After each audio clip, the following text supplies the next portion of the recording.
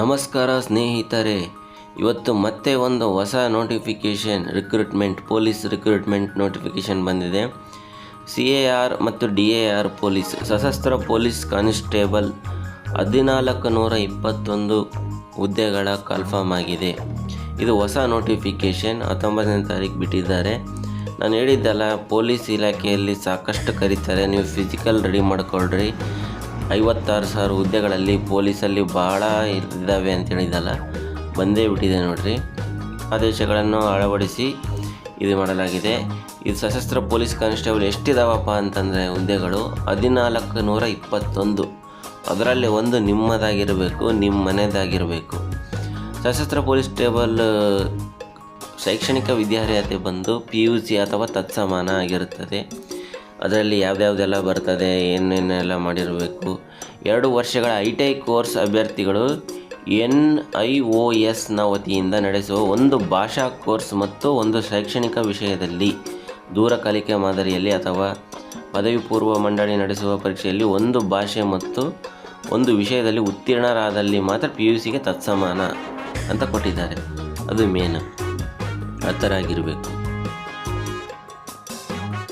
ಸ್ನೇಹಿತರೆ, ಯಾವುದೇ ಒಂದು ಜಾಬು ಕನ್ಫರ್ಮ್ ಆದಾಗೆ ನಿಮ್ಮ ಪ್ರಯತ್ನ ಹೇಗಿರಬೇಕಂತಂದರೆ, ಹಗಲು ರಾತ್ರಿ ನಿದ್ದೆ ಕೆಡಿಸಿ ಒಂದು ಜಾಬ್ ತಗೊಳ್ತೀವಿ ಅನ್ನಂಗಿರಬೇಕು. ವಯೋಮಿತಿ ಬಂದು ಅರ್ಜಿಗಳನ್ನು ಸ್ವೀಕರಿಸಲು ನಿಗದಿಪಡಿಸಿದ ಕೊನೆಯ ದಿನಾಂಕದಿಂದ ಕನಿಷ್ಠ 18 ವರ್ಷ ಆಗಿರಬೇಕು. ಗರಿಷ್ಠ ವಯೋಮಿತಿ ಇಲ್ಲಿ ಕೊಟ್ಟಿದ್ದಾರೆ ನೋಡಿರಿ. ಗರಿಷ್ಠ ಬಂದುಬಿಟ್ಟು ಸಾಮಾನ್ಯ ಅರ್ಹತೆಯ ಅಭ್ಯರ್ಥಿಗಳಿಗೆ 33 ವರ್ಷ, ಪರಿಶಿಷ್ಟ ಜಾತಿ, ಪರಿಶಿಷ್ಟ ಪಂಗಡ, ಪ್ರವರ್ಗ 1, ಪ್ರವರ್ಗ 2A, 2B, 3A, 3B ಅಭ್ಯರ್ಥಿಗಳಿಗೆ 35 ವರ್ಷ, ಅರಣ್ಯ ಪ್ರದೇಶದಲ್ಲಿ ವಾಸಿಸುತ್ತಿರುವ ಬುಡಕಟ್ಟು ಅಭ್ಯರ್ಥಿಗಳಿಗೆ 38 ವರ್ಷ. ಇದಂತೆ ಒಂದು ಬಾರಿಗೆ ಅನ್ವಯವಾಗುವಂತೆ ಗರಿಷ್ಠ ವಯೋಮಿತಿಯಲ್ಲಿ 5 ವರ್ಷಗಳ ಸಡಲಿಕೆಯನ್ನು ನೀಡಲಾಗಿದೆ. ಇದು ಏನೇನು ಕೊಟ್ಟಿದ್ದಾರಲ್ಲ ಅದಕ್ಕೆಲ್ಲ 5 ವರ್ಷ ಅಡಿಷ್ನಲ್ ಪ್ಲಸ್ ಹಾಕೋಬೇಕಾಗುತ್ತದೆ. ಮುಖ್ಯವಾಗಿ ಅರ್ಜಿ ಸಲ್ಲಿಸುವ ವಿಧಾನ ಇದೆ ಅಲ್ವಾ, ಇಲ್ಲಿದೆ ನೋಡಿರಿ ವೆಬ್ಸೈಟು. ಈ CET ಆನ್ಲೈನ್ ಕರ್ನಾಟಕ KEನಲ್ಲಿ ಅರ್ಜಿಯನ್ನು ನೀವು ಆನ್ಲೈನ್ ಮುಖಾಂತರ ಸಲ್ಲಿಸಬಹುದು. ಈ ಇಂಪಾರ್ಟೆಂಟ್ ಡೇಟ್ಸ್ ನೋಟ್ ಮಾಡ್ಕೊಳ್ಳಿ. ಅರ್ಜಿಯನ್ನು ಆನ್ಲೈನ್ ಮುಖಾಂತರ ಸಲ್ಲಿಸುವ ಪ್ರಾರಂಭ ದಿನಾಂಕ ಬಂದುಬಿಟ್ಟು 22ನೇ ತಾರೀಕಿಂದ ಸ್ಟಾರ್ಟ್ ಆಗಿದೆ. ಕರೆಕ್ಟಾಗಿ 1 ತಿಂಗಳು ಕೊಟ್ಟಿದ್ದಾರೆ. ಅರ್ಜಿ ಸಲ್ಲಿಸುವ ಕೊನೆಯ ದಿನಾಂಕ ಬಂದುಬಿಟ್ಟು 22ನೇ ತಾರೀಕು 7ನೇ ತಿಂಗಳಲ್ಲಿ ಕೊನೆಯ 2026ರಲ್ಲಿ ಕೊನೆಯ ದಿನಾಂಕ ಆಗಿರ್ತದೆ. ಶುಲ್ಕ ಪಾವತಿ ಮಾಡಲು ಒಂದು 2 ದಿನ ಎಕ್ಸ್ಟ್ರಾ ಕೊಟ್ಟಿರ್ತಾರೆ. 24/7/2026. ಅಭ್ಯರ್ಥಿಗಳು ಆನ್ಲೈನ್ ಮುಖಾಂತರ ಭರ್ತಿ ಮಾಡುವ ಮೊದಲು ಅರ್ಹತೆಗೆ ಸಂಬಂಧಿಸಿದ ಎಲ್ಲ ಸೂಚನೆಗಳನ್ನು ಓದಿಕೊಳ್ಳತಕ್ಕದ್ದು. ನೀಡಿರುವ ಸೂಚನೆಗಳನ್ವಯ ಅರ್ಜಿಯನ್ನು ಭರ್ತಿ ಮಾಡತಕ್ಕದ್ದು. ತಪ್ಪು ಅಥವಾ ಸುಳ್ಳು ಮಾಹಿತಿಗಳನ್ನು ನೀಡಿ ಅರ್ಜಿ ಸಲ್ಲಿಸಿದಲ್ಲಿ ಯಾವುದೇ ಸಮಯದಲ್ಲಾದರೂ ಯಾವುದೇ ಸೂಚನೆ ನೀಡದೆ ಅಭ್ಯರ್ಥಿತ್ವವನ್ನು ರದ್ದುಗೊಳಿಸಲಾಗುವುದು ಹಾಗೂ ನಿಯಮಾನುಸಾರ ಅಂತಹವರ ವಿರುದ್ಧ ಸರ್ಕಾರವು, ಪ್ರಾಧಿಕಾರ, ಸಂಸ್ಥೆಯು ಕಾನೂನಿನನ್ವಯ ಸೂಕ್ತ ಕ್ರಮ ಕೈಗೊಳ್ಳುವುದು. ಈ ಥರ ಎಲ್ಲ ಇರ್ತದೆ. ಕಾಯಂ ಪೂರ್ವ ಅವಧಿ ಮತ್ತು ವೇತನ ಶ್ರೇಣಿ 2 ವರ್ಷ ಕಾಯಂ ಪೂರ್ವ ಅವಧಿ ಇರ್ತದೆ. ಅದರಲ್ಲಿ ನೀವು ಸರಿಯಾಗಿ ಡ್ಯೂಟಿ ಮಾಡಿದರೆ ಸಾಕು, ಒಳ್ಳೆ ಸ್ಯಾಲ್ರಿ ಕೊಡ್ತಾರೆ. ಇಂಕ್ರಿಮೆಂಟ್ ಅಲ್ಲಿಂದ ಸ್ಟಾರ್ಟ್ ಆಗ್ತಾ ಹೋಗ್ತದೆ. ವೇತನ ಶ್ರೇಣಿ ನೋಡಿ, ಬೇಸಿಕ್ 37,500 ಇದೆ. ಇಂಕ್ರಿಮೆಂಟ್ 900,000 ಆ ಥರ ಹೆಚ್ಚಾಗ್ತಾ ಹೋಗ್ತದೆ ವರ್ಷ. ಅದಕ್ಕೆಲ್ಲ ಅಲವೆನ್ಸ್, DA, HRA ಎಲ್ಲ ಇರ್ತವೆ. ಎಕ್ಸ್ಟ್ರಾ ಅಲವೆನ್ಸ್ ಎಲ್ಲ. NPS ಒಳಪಡ್ತದೆ. ಇದು ಪಿಂಚಣಿ ಸೌಲಭ್ಯ ಬಂದು. ಶುಲ್ಕ ಎಷ್ಟಿದೆಪ್ಪ ಅಪ್ಲೈ ಮಾಡೋಕ್ಕೆ ಅಂತಂದರೆ 750 ರೂಪಾಯಿ ಇದೆ. ಯಾರಿಗೆ? ಸಾಮಾನ್ಯ ಅಭ್ಯರ್ಥಿಗಳಿಗೆ. SC ST ಪ್ರವರ್ಗ 1 ಮಾಜಿ ಸೈನಿಕ ಅಭ್ಯರ್ಥಿಗಳಿಗೆ 500 ರೂಪಾಯಿ ಇದೆ. ಇದು ಒಮ್ಮೆ ಮಾತ್ರ ಅಪ್ಲೈ ಮಾಡಿದ ಮೇಲೆ ಹಿಂತಿರುಗಿಸುವುದಿಲ್ಲ. ಲಿಖಿತ ಪರೀಕ್ಷಾ ವಿಧಾನ ಮೇಲ್ಕಂಡ ಲಿಖಿತ ಪರೀಕ್ಷೆಯನ್ನು ಆನ್ಲೈನ್ OMR ಅಂದರೆ ರೌಂಡ್ ಅಪ್ ಮಾಡೋದು ಆನ್ಲೈನಲ್ಲಿ OMR ಮಾದರಿಯಲ್ಲಿ ನಡೆಸಲಾಗುವುದು. ಲಿಖಿತ ಪರೀಕ್ಷೆಯನ್ನು ರಾಜ್ಯದ ಆಯ್ದ ಜಿಲ್ಲಾ ಕೇಂದ್ರದಲ್ಲಿ ನಡೆಸಲಾಗುವುದು. ನಿಮಗೆ ಎಲ್ಲ ಕೇಂದ್ರಗಳು ಕೂಡ ಕೊಟ್ಟಿರ್ತಾರೆ. ಅದರಲ್ಲಿ ನಿಮಗೆ ಯಾವ ಕೇಂದ್ರ ಬೇಕನ್ಸುತ್ತೋ, ಸೂಕ್ತವೆನಿಸುತ್ತೋ ಅದನ್ನು ಆಯ್ಕೆ ಮಾಡ್ಕೊಳ್ಳಿ. ಮತ್ತು ಇಲ್ಲಿ ಮೇನ್ ಸಿಲೆಬಸ್ ಏನು ಕೇಳ್ತಾರೆ ಅಂತಂದರೆ, ಸಾಮಾನ್ಯ ಜ್ಞಾನ, ಸಾಮಾನ್ಯ ವಿಜ್ಞಾನ, ಇತಿಹಾಸ, ಭಾರತ ಸಂವಿಧಾನ, ರಾಷ್ಟ್ರೀಯ ಸ್ವಾತಂತ್ರ್ಯ ಚಳವಳಿ, ಮಾನಸಿಕ ಸಾಮರ್ಥ್ಯ, ನೈತಿಕ ಶಿಕ್ಷಣ ಒಳಗೊಂಡ ಸಾಮಾನ್ಯ ಅಧ್ಯಯನ. ಒಟ್ಟು 100 ಕ್ವಶನ್ ಸ್ನೇಹಿತರೆ, 100 ಅಂಕಗಳು, 1.5 ತಾಸು ಇರ್ತದೆ.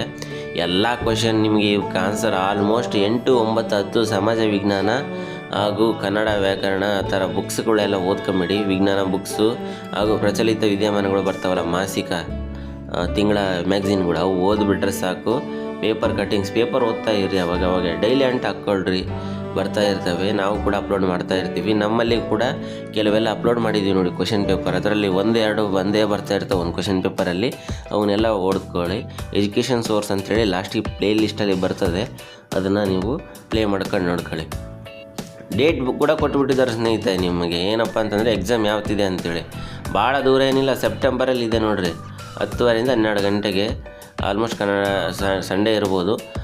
ಕಡ್ಡಾಯ ಕನ್ನಡ ಕೂಡ ಇದೆ, ನಂತರ ದಿನಾಂಕದಲ್ಲಿ ಡೇಟ್ ತಿಳಿಸ್ತಾರೆ.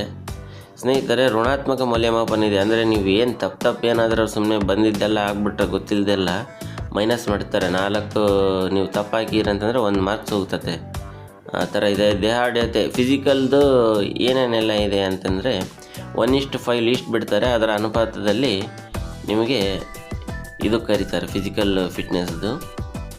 ಲಿಖಿತ ಪರೀಕ್ಷೆಯಲ್ಲಿ 1:5 ಅನುಪಾತದಡಿ ಅರ್ಹಗೊಂಡ, ಅಂದರೆ 1:5 ಇರೋರಿಗೆ ಅದರಲ್ಲಿ 1 ಜಾಬಿ 5 ಅನ್ನಂಗೆ ಕರೀತಾರೆ. ಅದಕ್ಕೆ ಫಿಸಿಕಲ್ಲು.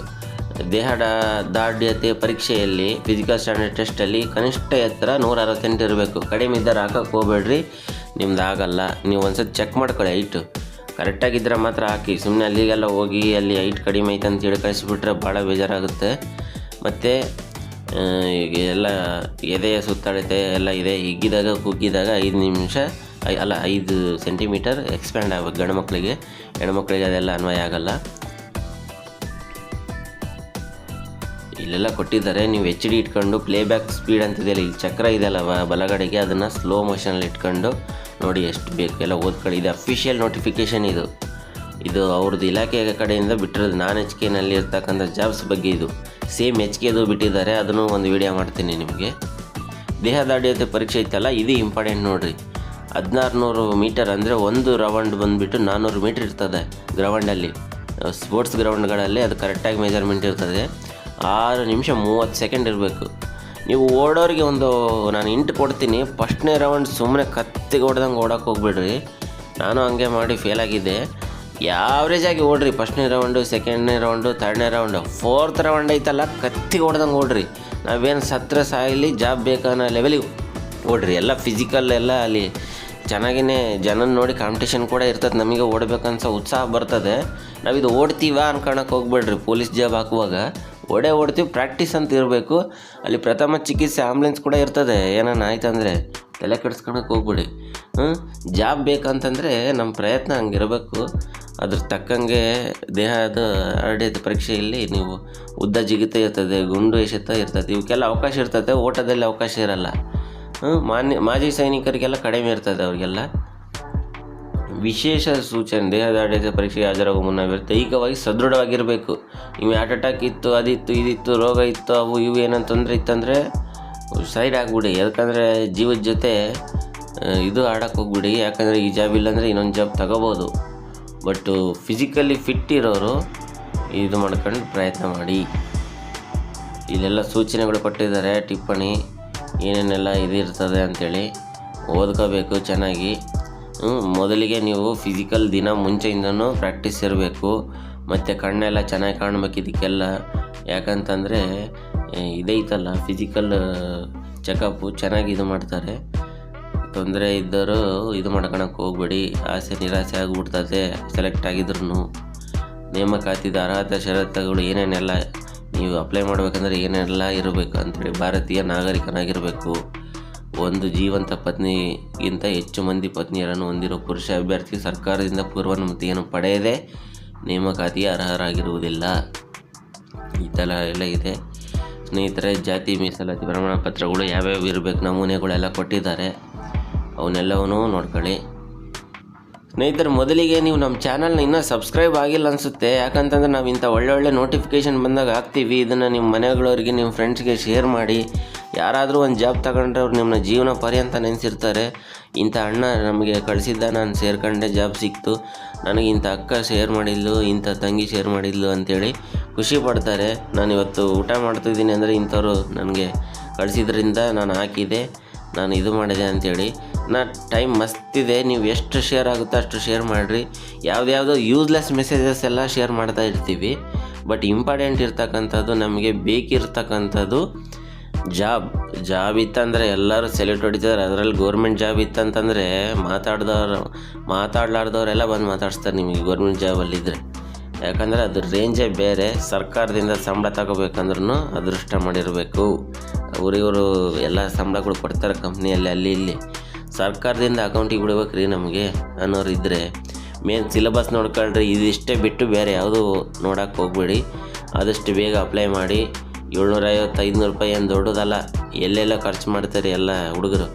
ಇದು ಮೇನ್ ನೋಡ್ಕೊಳ್ಳಿ. ಲಾಸ್ಟ್ ಡೇಟ್ಗಳು ಎಕ್ಸಾಮ್ ಇನ್ನೂ 1 ತಿಂಗಳಿದೆ.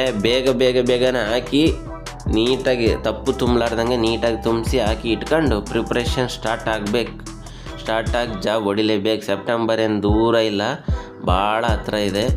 ಆಲ್ಮೋಸ್ಟು ಇನ್ನೂ ಒಂದು 3 ತಿಂಗಳಿದೆ. 1421 ರಿಕ್ರೂಟ್ಮೆಂಟ್ ಇಲ್ಲ ಅಂತ ಹೇಳ್ತಾ ಇದ್ರು. ನಾನು ಹೇಳಿದ್ದೆ ಅವಾಗೆ ಮುಂಚೆ ಹಳೆ ವಿಡಿಯೋದಲ್ಲಿ, ಪ್ರಿಪೇರ್ ಆಗ್ರಿ, ಕರಿತಾ ಇದ್ದಾರೆ. ಅದರಲ್ಲಿ ಪೊಲೀಸ್ ಭಾಳ ಕರಿತಾ ಇದ್ದಾರೆ ಅಂಥೇಳಿ. ಪೊಲೀಸ್ ಆಲ್ರೆಡಿ ಒಂದು ಹಾಕಿದ್ದೀನಿ, ಅದೂ ಇನ್ನೂ ಟೈಮ್ ಇದ್ದರೆ ಹಾಕ್ರಿ. ಸಿವಿಲ್ ಪೊಲೀಸು, ಇದು ಸಶಸ್ತ್ರ ಪೊಲೀಸ್ ಕಾನ್ಸ್ಟೇಬಲ್ CRDR. ಇದು ಕೂಡ ಸೇಮ್ ಪ್ಯಾಟ್ರನ್ ಇರ್ತದೆ, ವರ್ಕ್ ಚೇಂಜ್ ಅಷ್ಟೇ ಸ್ವಲ್ಪ. ಇದು ಒಂಥರ ಬೇರೆ ವರ್ಕು ನಿಮ್ಮಲ್ಲಿ ಇರ್ತಾರೆ. ಆಲ್ರೆಡಿ ನಿಮ್ಮ ಫ್ರೆಂಡ್ಸ್ ಎಲ್ಲ ಕೇಳ್ಕೊಳ್ರಿ, ಚೆನ್ನಾಗಿದೆ. Wish you all the best. ಎಲ್ಲರಿಗೂ ಒಳ್ಳೆಯದಾಗಲಿ. ಬಡ ವಿದ್ಯಾರ್ಥಿಗಳು ನೀವು ಯಾವುದೇ ಕಾರಣಕ್ಕೂ ಹಿಂಜರಿಬೇಡಿ, ಹಾಕಿ ಛಲ ಇರಬೇಕು. ಛಲ ಇದ್ದರೆ ಜಾಬ್ ಸಿಗುತ್ತದೆ. ಈ ಮಾಹಿತಿನ ಇಷ್ಟವಾದಲ್ಲಿ ಲೈಕ್ ಮಾಡಿ, ಕಾಮೆಂಟ್ ಮಾಡಿ. ಹೆಚ್ಚಿನ ಮಾಹಿತಿಗಾಗಿ ನಮ್ಮ ಚಾನಲ್ನ ಸಬ್ಸ್ಕ್ರೈಬ್ ಮಾಡಿ, ಅಫಿಷಿಯಲ್ ವೆಬ್ಸೈಟ್ನ ವಿಸಿಟ್ ಮಾಡಿ. ಥ್ಯಾಂಕ್ ಯು ಫ್ರೆಂಡ್ಸ್, ಒಳ್ಳೆಯದಾಗಲಿ. ನಮ್ಮ ಚಾನಲ್ ಸಬ್ಸ್ಕ್ರೈಬ್ ಮಾಡೋದ್ರ ಜೊತೆಗೆ ಪಕ್ಕದಲ್ಲಿ ಬೆಲ್ ಐಕಾನ್ ಇರುತ್ತದೆ. ಆ ಬೆಲ್ ಐಕಾನ್ ಕ್ಲಿಕ್ ಮಾಡಿರಿ. ನೋಟಿಫಿಕೇಷನ್ ಹಾಕಿದಾಗ ನಿಮಗೆ ಬಂದೇ ಬರ್ತದೆ ಅದು ಯಾವಾಗ ಬೇಕಾದ್ರೂ ನೋಡ್ಕೋಬೋದು. ಒಳ್ಳೆಯದಾಗಲಿ ಸ್ನೇಹಿತರೆ.